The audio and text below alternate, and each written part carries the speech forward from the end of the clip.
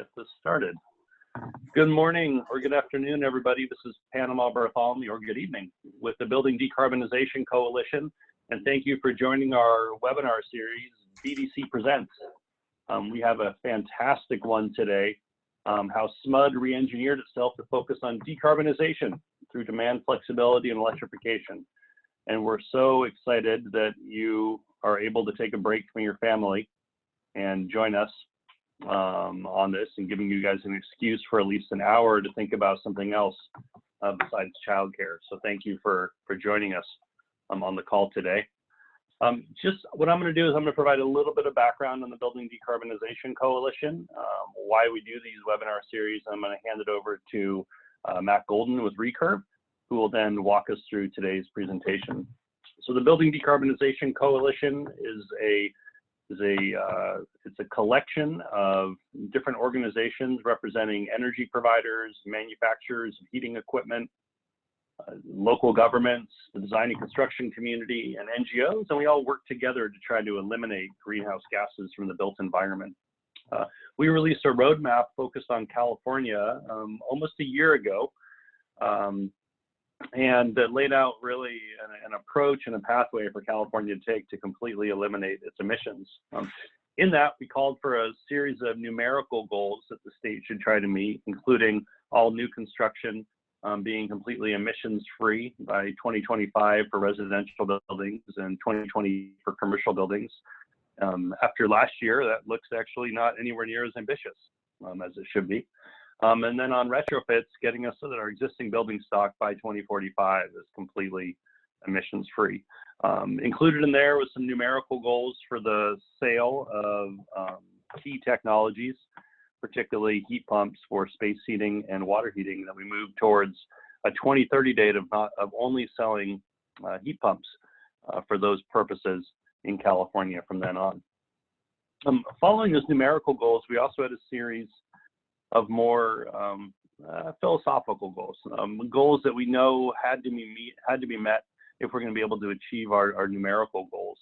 And so those are up there on the screen for you, but it's really building awareness across all stakeholders about why electric lifestyle is better, ensuring that customers are receiving a good value proposition for electrification, making sure that the builders and the installers that are working in this space have a better value proposition on installing all electric rather than installing fossil fuel appliances, making sure the supply chain, the barriers are out of the way and they're ramped up to be able to meet the demand we're talking about, and then making sure that our policies are actually aligned so that our construction policies, our energy efficiency policies, and other policies aren't out of alignment with our climate policies and holding back building electrification. So really, these webinar series are about this first goal, is how do we build awareness? And so once a month, sometimes twice a month, with the coronavirus, we're looking at maybe more than twice a month, having these webinars where we can bring in really the luminaries in the field, the best thinkers, the best doers, the most engaging speakers to talk about what are some of the biggest topics and most cutting edge topics of their time. We do product releases on here. We have philosophy on here. We have hardcore design on here. And so love to have you come back for future webinars to hear from some of these top thinkers and doers in the field. So the way that we're going to run this today is I'm going to hand it over to Matt. We had over 250 organizations register for this webinar. So we're going to keep you all on mute. So if you could please, if you have a question, use the chat feature, chat at everyone, and ask your question, and then Matt will take breaks periodically through the presentation and answer those questions. We'll read them to him and he'll answer those questions. We'll finish it up with a little bit of time for questions and answers at the end, and that's how we'll run it. So thank you so much for joining the webinar today, and we're glad to have you on here, and I'm going to hand it over to Matt Golden now to walk us through the presentation. Matt, you should be ready to share. All right, sounds good. Let me get this underway. Appreciate everybody getting on today. We're up over 100 people, which is an awfully good start. Why don't I just confirm before I go any further that in a moment here, hopefully you can see my screen. that working for everybody? It's working for everybody, and we are recording. Fabulous. All right. Well, really appreciate the interest. This is this webinar represents the culmination, well, actually not the culmination of the last, I would say, 3 years of work with SMUD, and really the beginning of a new phase of deployment with SMUD, but also generally. Things have obviously progressed.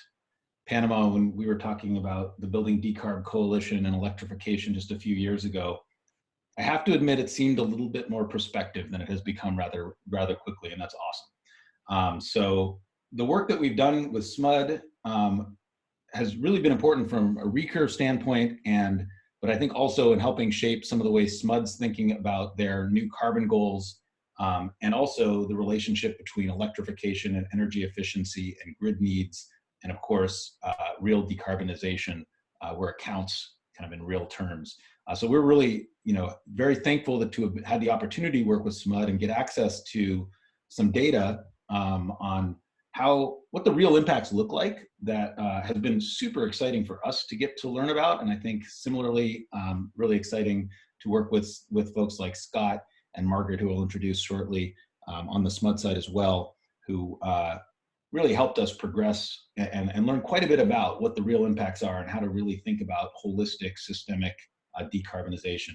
And thanks to, generally, and we're excited, and thankfully SMUD is very willing to share a lot of these learnings broadly, because some of the data we've been able to accumulate doesn't exist in a lot of places yet. So it's hopefully something that can help everybody think about kind of holistic system-based strategies.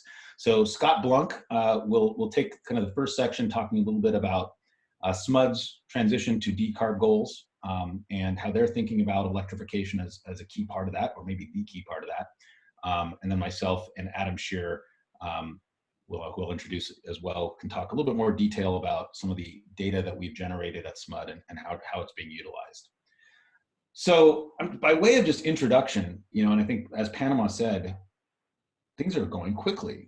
There is no chance that a year or a year and a half ago, I would have predicted that 60% of all customers of utilities in America are buying from a utility with a decarb goal, or that we would see, in fact, frankly, some new zero carbon goals happened in the last week, and I think this 35% is probably low now. So it's a constant battle to keep our PowerPoint up to date, which is awesome.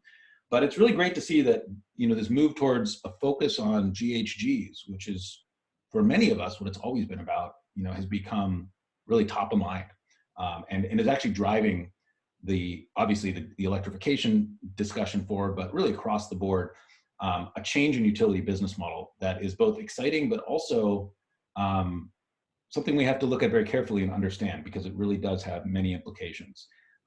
We need stable utilities that remain in business while we decarbonize, and that's kind of the key point here. So Scott, are you just want to say hello before I hand it off to you? Are you able to unmute?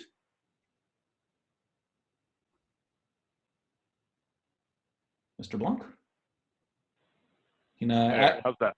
That sounds great. That's you, Scott? That's me.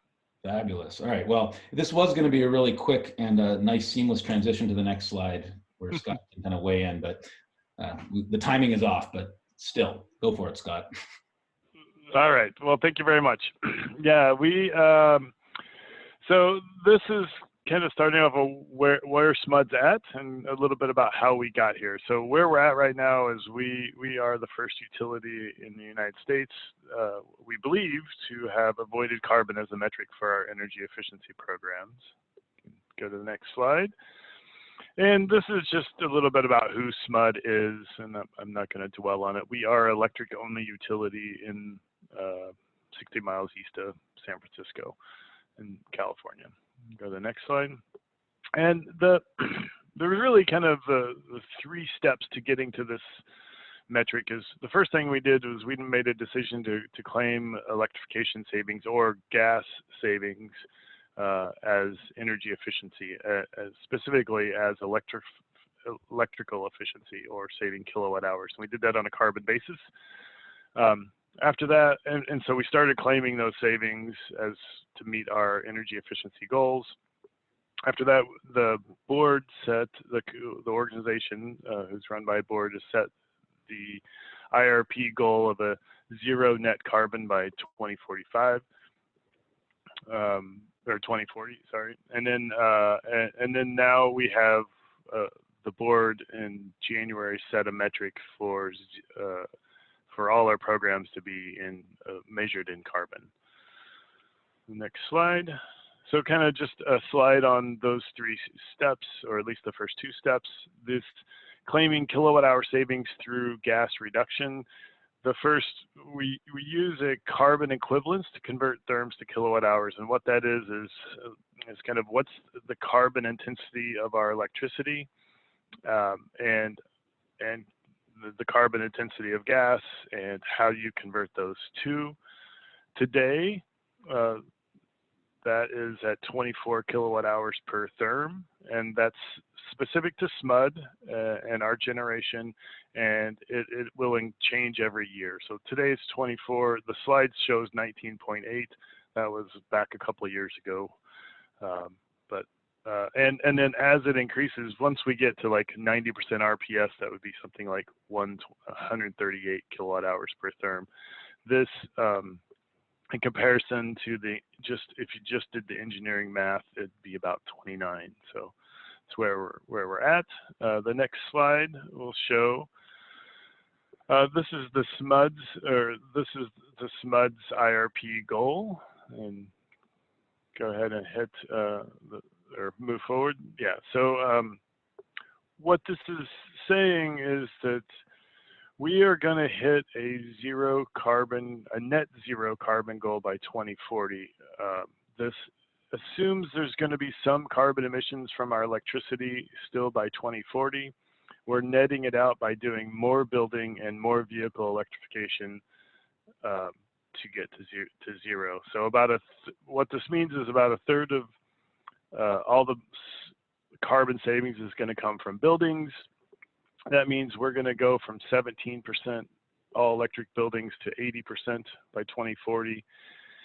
And kind of an important point is this predated SB 100, which set more aggressive decarbonization goals from electricity. So we think, I would pose it that by 2040 we'll have less carbon in our electricity than what we assumed there.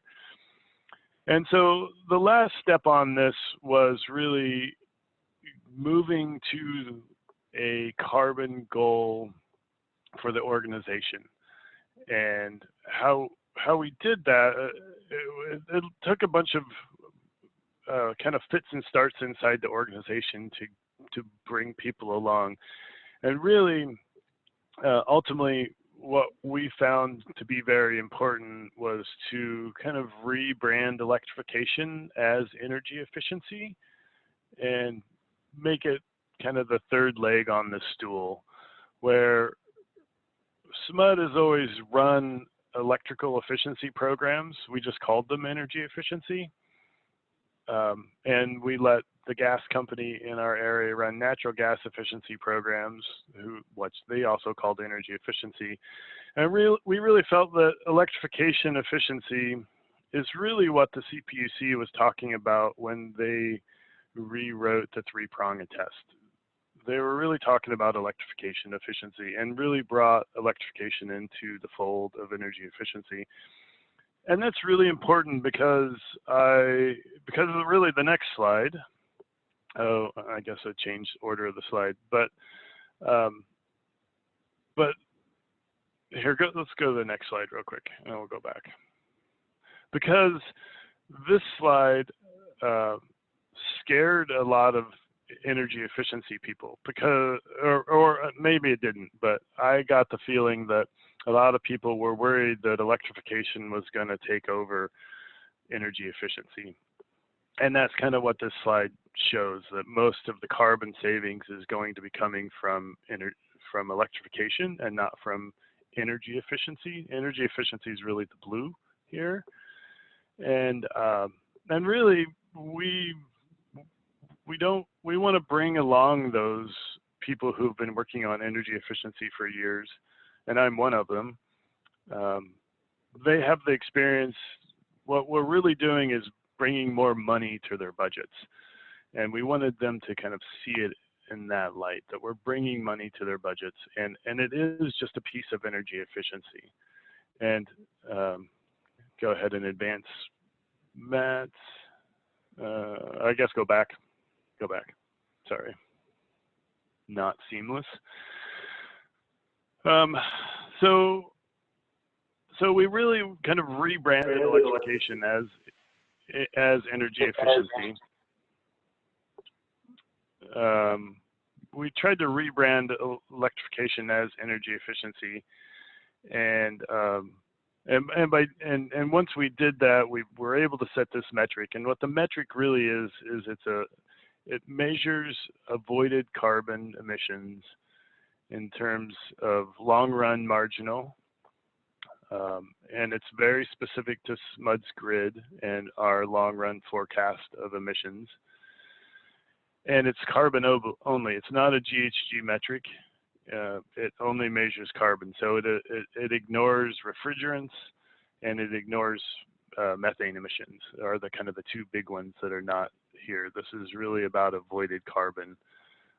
And I won't get into it, but we think that at this time anyway, this is a fine metric. And we can kind of not be looking at those other two at the same time. And we think that's fine. And what the metric really is, what it really focuses on is not about saving electricity, but about when we save electricity. Because now it's about when we save electricity, not just about saving it. And the graph on the right there is really showing that. Feta. And there's also some white cheddar actually that I bought that for Jack that. All right, we got the white cheddar cheese discussion going on in the background. Anyway, the slide on the right is just showing grid emissions, average grid emissions on a weekday summer hourly marginal, and it's just showing really how much lower they're getting over time, and kind of and the temporal aspect of when we save electricity is going to be just very important. So that's what this other metric gives us, is the temporal aspect. Can you advance the slides? And then one more time. Okay, so this is going on to kind of, these are the results of this carbon tool that we produced with the help of E3 on the carbon tool. And what it's telling us is, this first one is a heat pump water heater in 2020, 2030, and 2040, and the HVAC. And it's okay to show both of those at the same time. And those both grow over time. There's more carbon. And again, this is long run marginal carbon emissions. There's more over time because the electricity is getting cleaner. And really looking at this in terms of, this is like a heat pump water heater. This is 11 tons in 2020. This is the sum of the life. So the lifetime we had used is 13 years for this. So if you look at that, if you look at the sum of the life of a tree, that's 2.6 tons. And that's over 40 years. So induction is not a big winner, right? It doesn't save much carbon. It gets slightly better over time, and it's incredibly costly way to do it. Going down with a couple of EE measures here as an example, the whole house fan, it goes down over time because you're only saving electricity. There's no gas savings there to be had. And in 2020, and for both of those, whole house fan and AC, they're not out of the range of saving carbon on $1 per ton. And this is kind of looking at it from not exactly the REM perspective, but mostly a REM test is how this was calculated. And then the last one on this slide, Matt, if you want to go forward, just showing PV has really good carbon savings today, and as the grid gets cleaner, kind of thinking about that last curve, when it saves energy, is going to be when the grid is the cleanest. So the amount of carbon solar saves, and this is again lifetime, 20-year lifetime, diminishes greatly over time. Yeah, so just putting them in perspective, it's better to, in a carbon sense anyway, it would be more useful to change out your water heater to a heat pump water heater over time than it would be to add PV. Now, PV has other advantages and bill savings and stuff, but from just a carbon savings, adding PV on your roof, which is equivalent to about a heat pump water heater. And we all need a water heater. Our water heaters will go out and have to be replaced. So it's kind of just an interesting perspective. And then, thank you. This is my last slide. So, and then I think we'll pause here and probably take some questions. But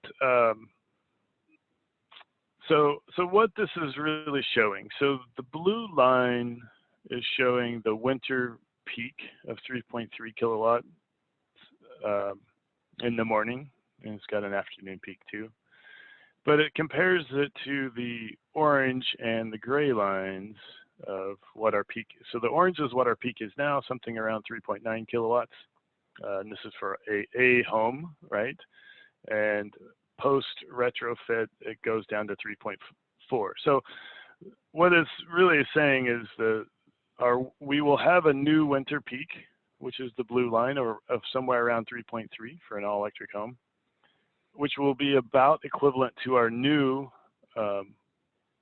summer peak of 3.44 kilowatts. And the difference between the orange and the gray is really showing that, you know, every time we electrify space heating, we get an air conditioner kind of by accident, a new, more efficient air conditioner by accident. And so at the same time that we're electrifying space heating, we are we are reducing our summer peak at the same time. So adding grid capacity at the same time. Now, so we're gonna shift to more a dual peaking utility. What this is showing a average house. This is not the entire grid. So what it doesn't include is a commercial on here, but the looks of it so far, it looks pretty good so far on what we think we're going to do. And a lot of this work was done through the work with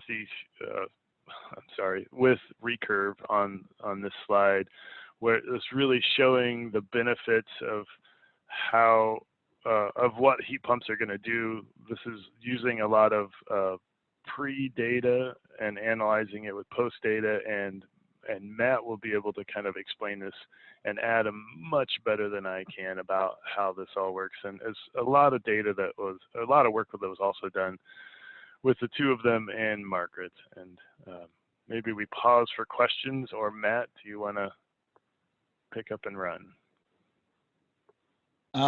Sure. So I'm seeing a few questions come through. Why don't I just ask them of you? One question. Okay. Around just the combination of PV and storage, and if you got it, and if there's any data that you're aware of on how that affects GHGs at this point. Yeah, we have not done that yet. To look at anything in the tool, I need a load shape, and it wouldn't be that hard to do. I just haven't had the time to be able to do a combination of solar and storage to see what the carbon savings would be. Good question.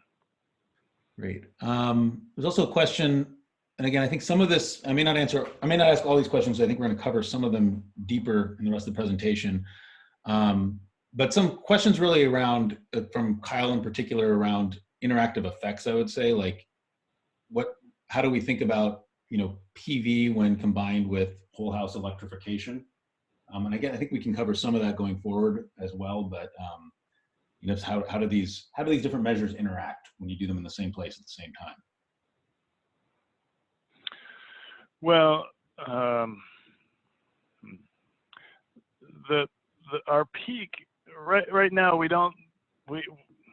obviously, solar works with electrification well, and vice versa, right? Because you're generating your own electrons. But really, the issue, if you look at even these two peaks, the winter peak is before the sun comes up, and the summer peak is when the sun's setting. So, although the summer peak is going to be coincident with your PV system, so it's going to help on the summer peak for sure. But the difference is going to be storage, right? So solar on itself, on its own, isn't really going to help on this daily look. But then there's also the annual. And I don't know. I'll leave it at that, and we can follow up offline. Yeah, absolutely. So I'm going to pick it up from here. There's lots of good questions. I think we're going to cover a lot of these aspects of many of these questions. So I'm going to keep moving. So first of all, I just want to take a pause. Margaret Sheridan's on the call. She's not presenting today, but she actually just retired, but has been doing a lot of this work for us. So with us through the years, both working with Recurve and the SMUD team to get the data necessary to do the analysis you're about to see.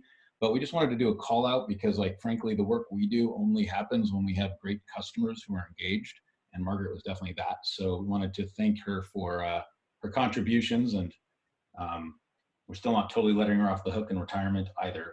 But she played a really large role in helping us even develop the methods. You know, it's one thing to actually do the analysis, but there's a whole other part of how do you do this analysis in a really credible way, and that requires real data and digging in. This is not simple math fundamentally. So one of the things at a high level that Margaret was actually very involved in that differentiates this work is that it's open source. The methods and the code base that is used to create these hourly baselines that's measuring the impact on the grid is all transparent. And that's a really key part of thinking about how to deploy any of these solutions, is that the math, we need to be able to show our work, and we need to be able to comp it because we're calculating baseline conditions, and we're doing that on an hourly basis.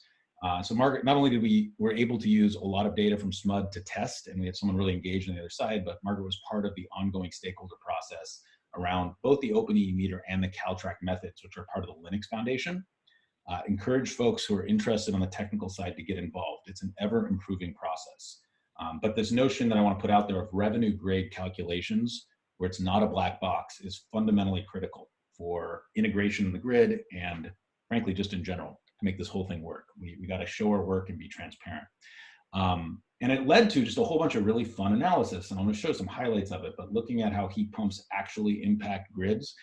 And there's really two sides to that. You've heard reference to E3 and Recurve. In simple terms, E3 did a lot of work with SMUD to figure out what, and this is something everybody needs to do, what is the marginal intensity in a given hour of GHGs for a kilowatt hour? And we have numbers I'll show you for the state, but it really varies by utility. And if we don't know what GHGs are on an hourly locational marginal basis, we're shooting in the dark. What we are looking at is something a little different, which is when you put in a heat pump, how does that change demand? And what is that delta, which we reference as resource curve quite often? How did the heat pump affect demand behind that meter? And it's actually the combination of those two things that tell you what the impact is on the climate, right? Did we reduce or increase demand? And when we did that, how did that affect GHGs in that hour? Averages don't work for this kind of math. You can get entirely the wrong answer.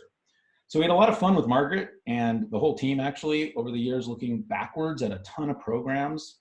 Some are heat pump programs, some were energy efficiency programs, and really ground truthing. You know, what do these things do to hourly impacts to demand, so that we can think about what are those impacts from a climate perspective and what are those impacts from a GHG perspective as well. So again, thank you, Margaret, and we're sad to see you go. But again, we may not totally let you off the hook either. And this is kind of what you get though on those marginal, this is, you know, very much the type of work that SMUD has, and I'll show you their numbers here in a second, but this is the statewide marginal hourly change in, of GHG impacts per kilowatt hour. And this is really critical for all of this thinking. I mean, at a basic level, we're trying to use the green stuff and less of the red stuff. And thank you, Eric, you did make that graph. Thank you for this graph. This is another version of that graph, that's the SMUD version, and it's similar, right? And you can see over time, we're getting cleaner. But there's still periods of time, especially those mornings in the winter that are pretty hard to clean up, right? Like getting clean electrons to 6 a.m. when these heat pumps are firing is a challenge. And it's a challenge we can surmount, but we need to look it in the eye and think systemically about how we both transition from gas to electric, which has GHG impacts that we like, especially if they're accounted for properly, kind of out the gate. But getting to zero is a different story. Well, not a different story. It's a larger story, right? It's not just, general decline is great, but we're trying to get to zero on the grid. So somehow we got to make this whole grid zeros before too long. So, just some high level stuff, and I'm sure I'm not going to spend a ton of time on this, but this is the problem, right? We are over-generating solar to such a large degree that on a given day, it's highly likely we're paying Arizona to curtail solar, and we're paying Oregon to shut off hydro, and we're paying them to take solar from us. And we curtailed almost a terabyte, almost 965 gigawatt hours of renewables in California last year. And so it's really expensive. And, the challenge is we got to deal with that ramp and the peaks, right? We have more clean electrons in the belly than we know what to do with. And so that's kind of this broader notion of how do we integrate heat pumps and energy efficiency and demand response and storage and EVs into a solution that gets us to zero. And fundamentally, there's lots of solutions out there, and it's going to take all of them, by the way, and maybe some we've never thought of, in our opinion.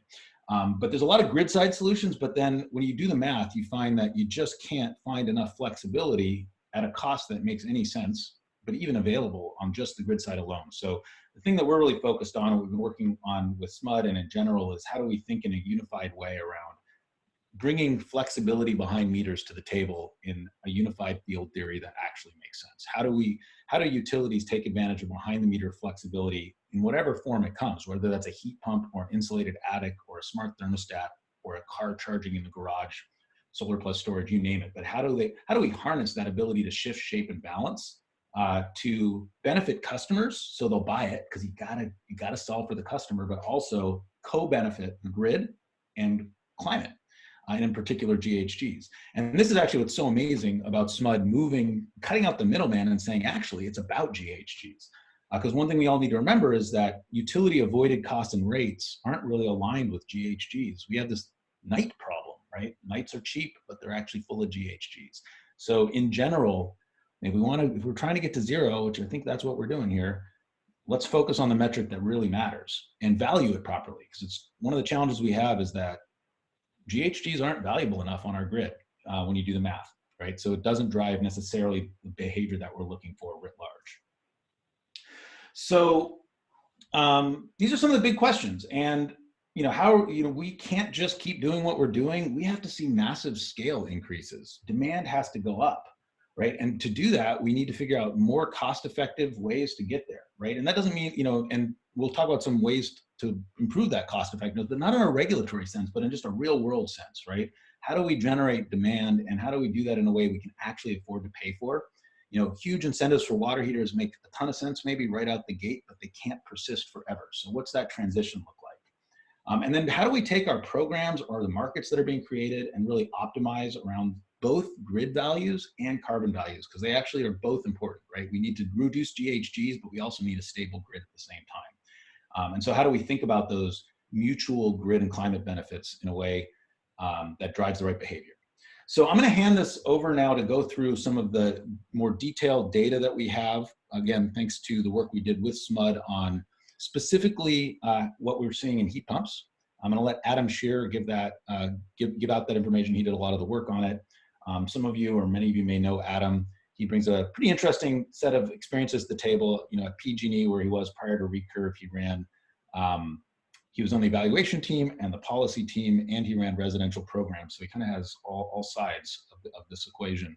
But with that, hopefully, Adam, you have your mute off, and I'll turn it over to you to talk about the approach and also what we found. Thanks, Matt. Can folks hear me okay? Sounds fine to me.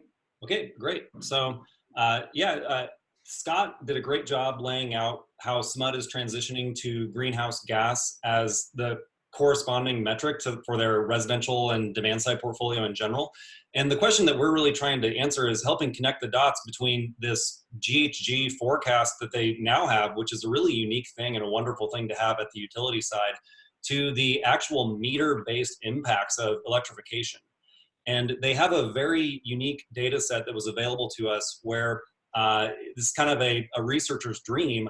They had almost 1,000 heat pump installations in single family homes that were only heat pump installations. So there weren't a lot of extra measures or extra things done to the households. So it gives us a very clean look at what the impact of a heat pump was upon installation in a real home. So we had 713 of these projects that we ended up incorporating into this analysis, all single family home heat pump installations. As Matt talked about, we computed hourly load impacts from all of these projects, and we're able to see with all of this aggregated together what the average impact of a heat pump installation actually is on the grid. And then with this greenhouse gas forecast that SMUD has available, we're able to roll it into the greenhouse gas calculation itself.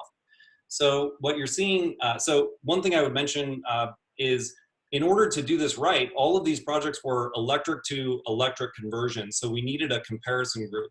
So SMUD, working with Margaret, provided a lot of homes that were gas heating homes. And we created a stratified sampling scheme that we can go into the details later if folks are really interested in. But just wanted to put that out there that this wasn't just a apples to apples. We had to really dig into this to get what we believe is an accurate load impact assessment of a heat pump installation in a single family home. So we can go to the next slide. So what you're looking at here is the actual 8760 load shape of a heat pump customer, a gas heating customer, and then in orange down below is the impact from the heat pump itself. And you can go to the next figure, rolling this up really into monthly impacts. And as Scott mentioned earlier, in the winter time, you're going to see increased load, and we're starting to see this winter peaking behavior from heat pump customers. But in the summertime, you can see the dip in May, June, July, August, September. You get a more efficient air conditioner, so you actually end up reducing summer peak load because of a heat pump. So we can roll this up into seasonal impacts, and Matt, you can go to the next slide. And what you're seeing here is just the winter demand impact from a heat pump. That's in orange. We've isolated it in orange on an hourly basis for an average heat pump customer, an average day in the winter. And the blue line is the average heat pump customer's load shape, and the green line is the average gas heating customer load shape. And there are a few things I'd point out here that are pretty commonsensical, but it's nice to see and to actually have this information available to us because these, again, are real world installations. The heat pump customer shows this behavior where they're heating their home in the winter morning time, right? It's cold, people wake up, they heat their home, they have their thermostat set. And then when the sun comes up in the middle of the day, you start to see this decrease and you see this dip, and it's almost like a duck curve flipped horizontally. And then in the evening, you see this peak. And the orange is the impact from the heat pump in an isolated way. You can see that it actually would basically double the winter morning load from what a gas heating customer would have. So the summertime is an entirely different story. Now the heat pump is acting as a more efficient air conditioning system. And so now the gas heating customer is using more, especially during the midday hours and the early evening hours. And the heat pump is a more efficient air conditioning system. So you see the orange curve now, it goes below zero. So you're saving energy because of the heat pump. And then, of course, the name of the game here is to roll all of this into an 8760 greenhouse gas analysis. And so what we're not showing here is the impact from actually removing the furnace, because that's where the biggest bang for your GHG dollar is going to be. I think average furnace in SMUD territory probably is around 1.5 tons per year of GHG.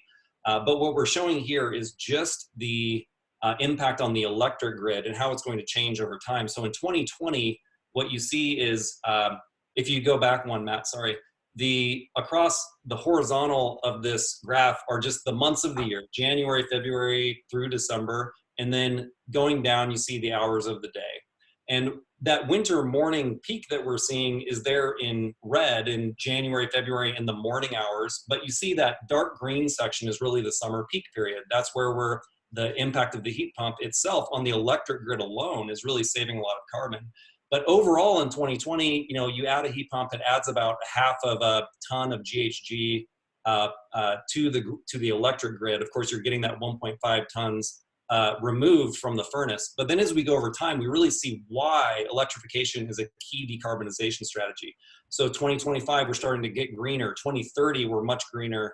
2035, now we're actually saving GHG on the electric grid by itself from a heat pump installation. And then finally in 2040, we see increased savings from GHG from the heat pump alone. So I'll stop there, and we can either answer any questions, or Matt, if you wanted to cover these next few slides. Well, I think I did want to pause here to try to answer them. There's a lot of great questions here, so I'm trying to sort through how best to handle them without diving down any rabbit holes.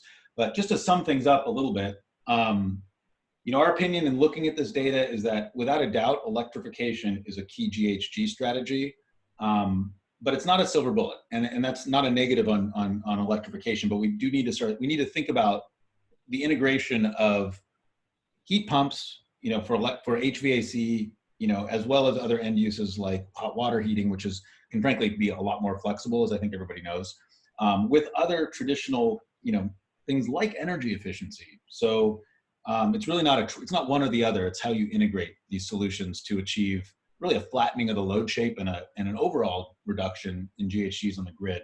And one way to think about that is, you know, as we create a new load shape, right, and we are driving, you know, an increase in electric consumption for heating, right, and that will be a benefit overall. And, you know, heat pumps can do that efficiently from a conversion standpoint, from a conversion of electricity to heat.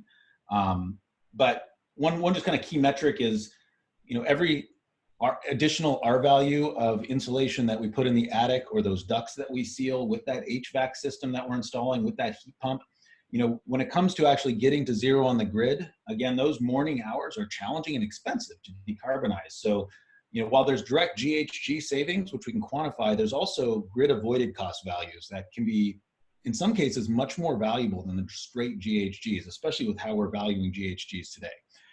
So thinking about insulating an attic, every kilowatt hour we shave at 6 in the morning is likely avoiding some future kW of renewables or solar that we have to install, optimized for winter production, and potentially 12 hours of battery storage. So, you know, as we put in these heat pumps and think about designing programs that get us to zero, it's really not a dichotomy. It's not efficiency or, you know, or electrification. It's really, how do we integrate this stuff? And then also with storage and, you know, strategies around getting our EVs to charge in beneficial ways and everything else we're doing. And so we really do think that SMUD is on the right track. You know, one of the very first things we have to do across the board is cut out the middleman. Again, one of the big concerns I think we and I have personally is when I look at the avoided cost stack in California, but across the globe, but GHGs aren't worth enough. We haven't made them worth enough. And so, you know, honestly, it becomes not chasing real GHG reductions for the marketplace and the customer doesn't make as much sense as it should, because we're not putting enough value on it currently. And the other piece is that if we're going to build programs and focus on decarbonization, we have to make sure that we're measuring it correctly. And that means average kWh reductions and average intensity of the grid in GHGs can send you in totally the wrong direction. A simple example of this that we've written about previously is based on when savings happen, a megawatt hour in California of demand reduction coming from a residential HVAC retrofit versus a commercial lighting program generates currently 65% more GHG reductions coming from that residential efficiency, which has everything to do with when those savings happen.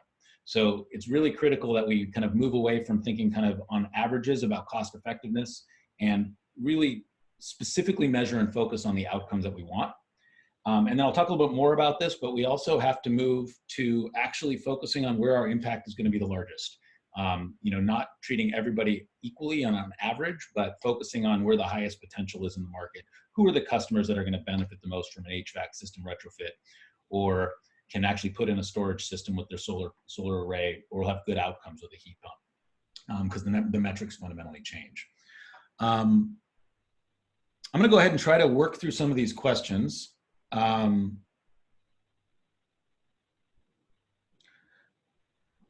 So let's see.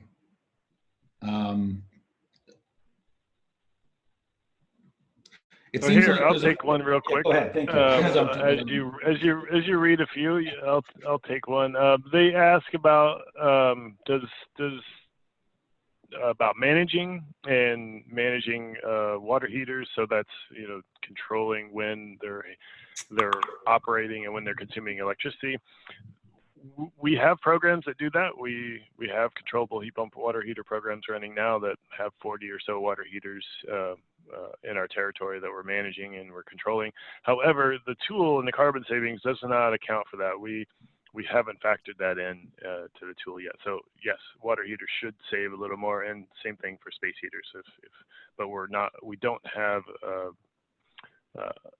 managing heating and cooling at this time, other than through time of use rates, which are time of use rates alone. The first summer, there was about a 3% reduction in peak that we found, and that was about 13,000 tons of carbon that was saved from just the implementation of time of use rates. And that was just the first summer, but that's one of them. Matt, you want to take the next one? Yeah, I'm seeing a few questions just around the accounting and kind of reflecting on your earlier discussion also just around the metric. That right now this is looking at carbon from combustion, for example, on the gas side, and it's a fairly direct measurement. I think there's a longer conversation in that we, over time, can definitely look at accounting more fully for life cycle carbon effects that are occurring, for things like methane leakage. I think you got to start with something nice and quantitative, but by all means, you know, this can just get more refined and express more fully those values over time. But it's a bit of a quantum leap to get where we are right now, we feel like. And there is some aspect of like, keep it simple, stupid on the outset. And this is not exactly simple either, but yeah, I think there's acknowledgement across the board that this accounting process for GHGs can get more and more refined. And once you have that structure in place where you're doing it on a marginal hourly basis, then that can just be updated as we get better at accounting for it properly.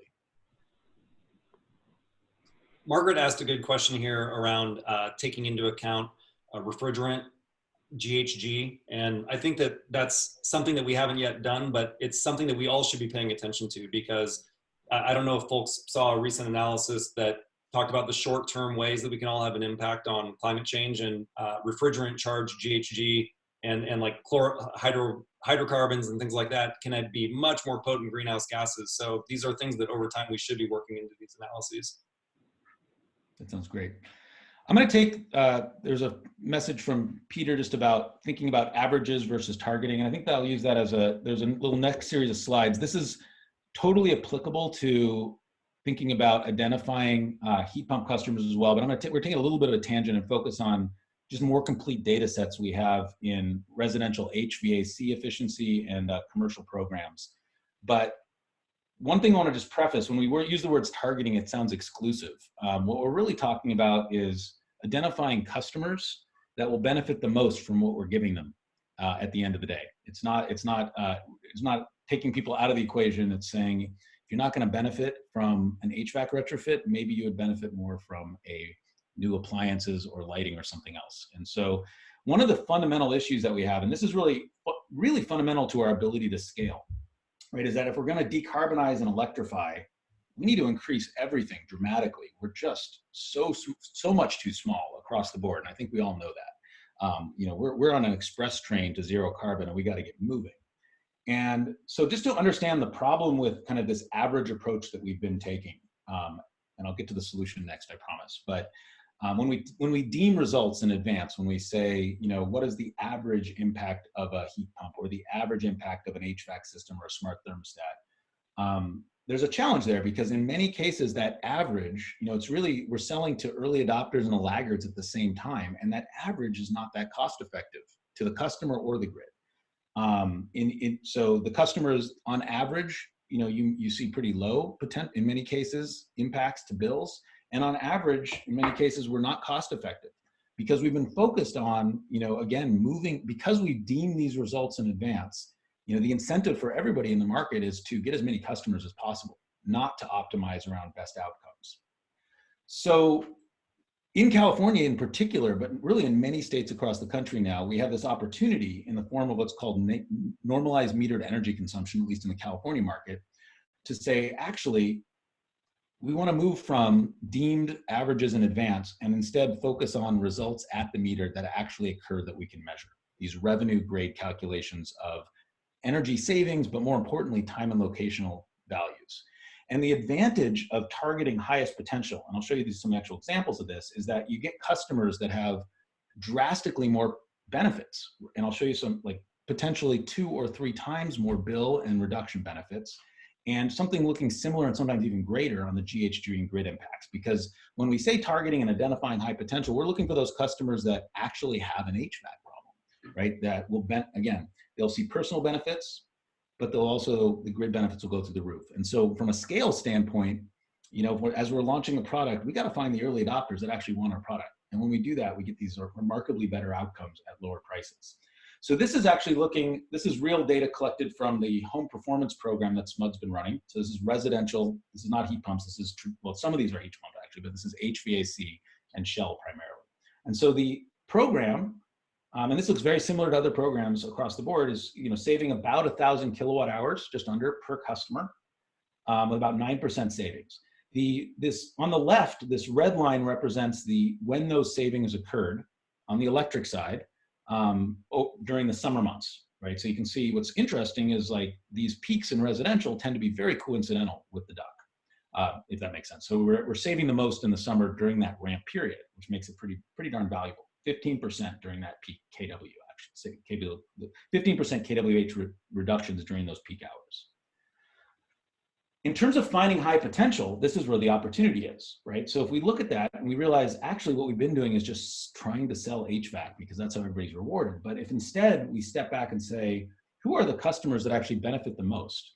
And we identify and target them. And in this case, we're looking for the customers that are using, this is the 25% essentially of customers using the most air conditioning during that ramp window, the system peak, which is when it's most valuable to SMUD on an avoided cost basis, and that's where most of the GHGs are.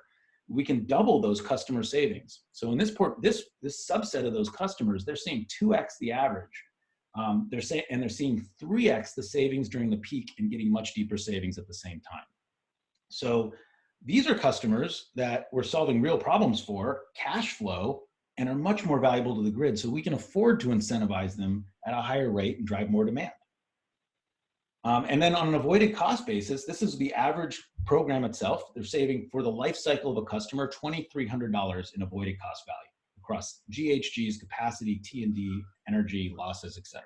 So this is what these customers are actually worth across their useful life to SMUD on average.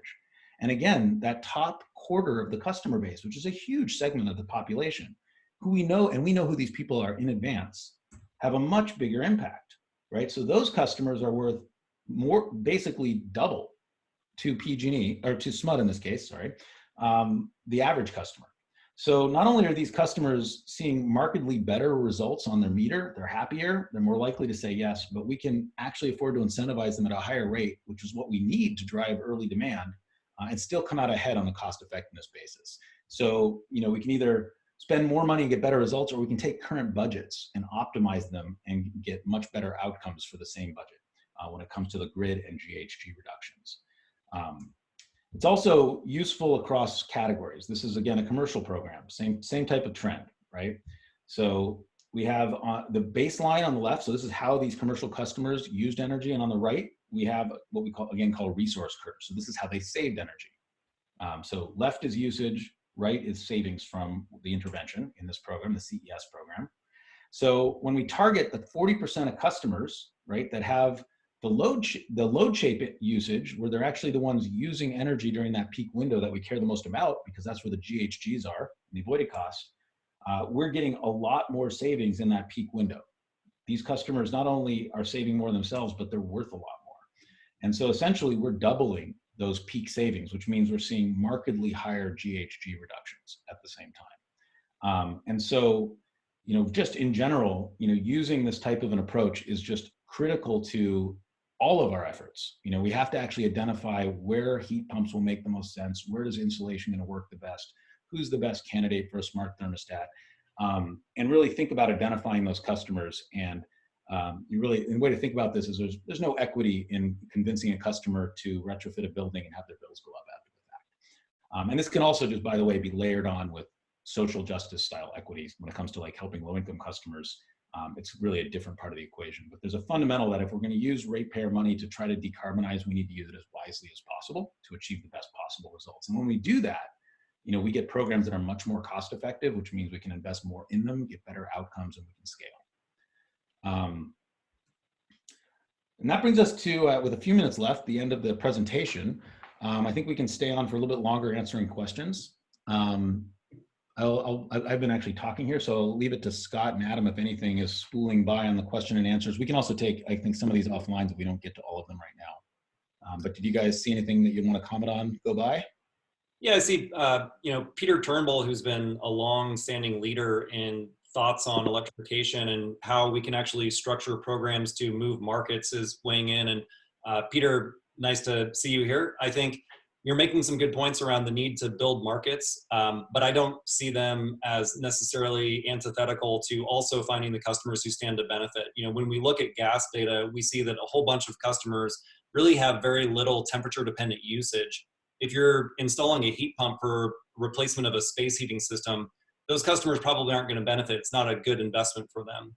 So I think what helps build markets is not only getting contractors trained, getting programs up and running, but it's also finding the customers who actually will benefit and getting that word of mouth and making things cost effective for the utility. That's where we've failed in the past. That's the opportunity now. Yeah. And you're talking to folks that love programs, by the way.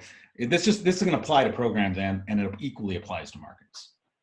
Yeah, and today, this is Scott with SMUD, and today, you know, we're offering our programs across the board for everyone, but being able to target means, that the customers, you know, if we can get more from this targeted population that are going to save more and receive more benefits, they're going to be better advocates for electrification as well, right? We're going to get those results. They're going to help propel the movement. As opposed to if we do it the other way and there's, you know, maybe they receive comfort and safety and health benefits, but their bills don't go down, it's a different message. So I think it's a way that we can help propel the movement by focusing our marketing on a certain group of people. But also it's a way for us to hit our carbon goal by spending less money, hopefully, in the short term. So we can both propel the movement and reduce our budgets. That's exactly right. I want to just make clear, when we talk about equity, it's a bit of a confusing term because there's really two primary types. So ratepayer equity on one hand is spending our joint money wisely to get a resource impact and GHG reductions. The other form of equally important equity is social equity, you know, helping low-income customers, and these can totally coexist. You know, but we do need to acknowledge that, you know, if we're trying to get the least cost GHGs, that sends us in one direction. And then by all means, you know, as we have goals to help low-income customers, and that's super valuable, we can layer that on top and, you know, make a decision to pay more to help low-income customers, and that's great too. These are not exclusive concepts, but in both cases, we want to make sure we're maximizing the impact that we're having.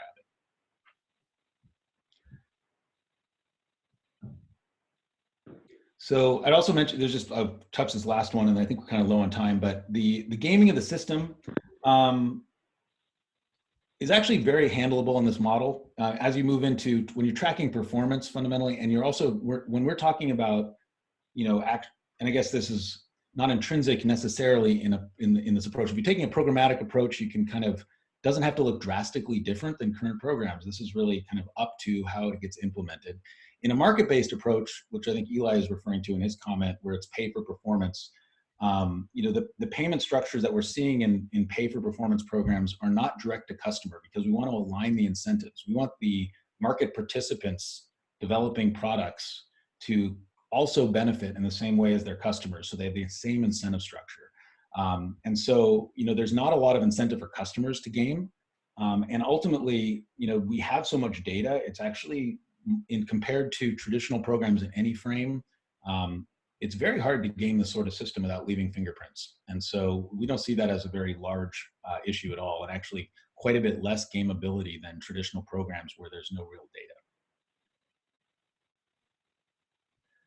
With that, I think we are at the hour. I don't know, but before we close out here, if there's any last words from either of our participants or also from Panama, if you wanted to close things up.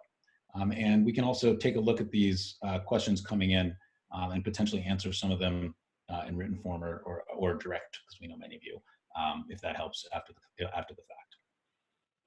Just one quick last thought for me, and that's to say thank you to SMUD and to Margaret again, because I think having these kinds of data available are things that we can all learn from, and oftentimes they're not shared widely, and SMUD has been willing to do that with us here, and I think it's going to benefit everybody. So thank you, Scott. Thank you, SMUD, for that opportunity.